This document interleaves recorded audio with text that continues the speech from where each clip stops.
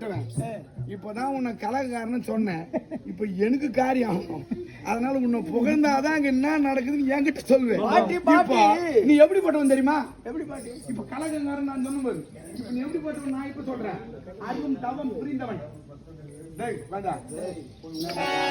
அரும் தவம் புரிந்தவன். நான் சொல்ற வசனத்தை கேட்டாதானா பின்னாடி ஆறத்துக்கு அரும் தவம் இதுதானே இப்ப கேட்குது. எந்த இடத்துல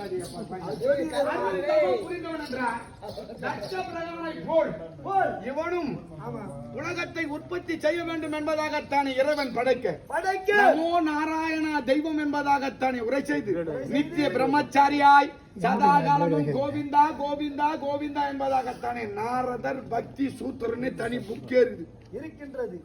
நாரதருடைய பக்தி சூத்திரனே தனி புக்கே இருக்கிறது. நம்ம நாரதர் கலகக்காரன் மட்டும்தான் நினைச்சுக்கிறோம். இவர்களுக்கு வைத்து கதை எவ்வளவு இருக்கு. மாயை என்றால் என்னவென்று கணவனிடத்தில் கேட்க அந்த மாயையை எப்படி புரிந்து கொள்ள வேண்டும் என்று தனி ஒரு கதை இருக்கு. அப்படி என்றால் நாரதா அறிவினிலும் குணத்தினிலும் புலமையிலும் இசையிலும் சிறந்து விளங்கக்கூடிய அரும் தவம் புரியக்கூடிய என் அருமை நாரதா அருந்தவ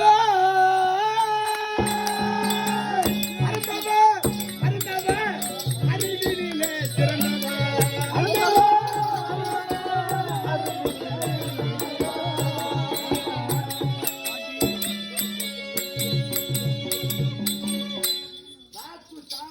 இல்லைன்னா அரசியல் புரிய முடியாது.